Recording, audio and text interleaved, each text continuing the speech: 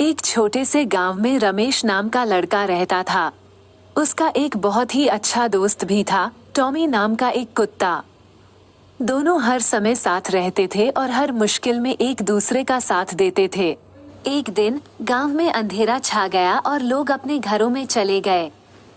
कुछ लोग कहते थे कि रात को एक भूतनी गांव में घूमती है, लेकिन कोई भी इसे सच्चाई में नहीं मानता था। रमेश ने टॉमी के साथ छत पर जाकर सितारे देखना शुरू किया, लेकिन तभी उन्हें एक अजीब सी आवाज सुनाई दी, को को को को।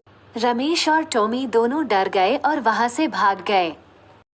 फिर अगले दिन रमेश ने अपने दोस्तों से पूछा कि क्या तुम किसी भूतनी के बारे में जानते हो? सभी हंस कर बोले, रमेश, भूतनी होती ही नहीं है, ये सब बस लोगों की कहानियां हैं। रात को फिर से रमेश और टॉमी छत पर सितारे देखने जाते हैं और फिर वही आवाज सुनाई दी, को को को को। इस बार रमेश ने जल्दी से एक टॉर्च ली और जहां से आवाज आ रही थी वहां जाने लगा। वहां पहुंचकर उसने देखा कि एक छोटी सी हिरण फंसी हुई थी। हिरण डर गई थी और आवाज कर रही थी। रमेश ने उसे बचाने के लिए जल्दी से उसे छुड़ाया। तब जाकर रमेश को समझ आया कि जो लोग भूतनी कहते थे वो हिरण की आवाज ही थी जो अंधेरे में डर कर निकल रही थी।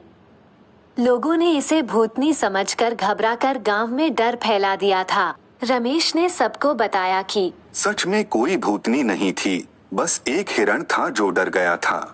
इससे लोगों ने सीखा कि कभी कभी हमें अपने डरों से भी बड़ा होकर सामना करना चाहिए और हमें उसका सामना करते हुए आगे बढ़ना चाहिए।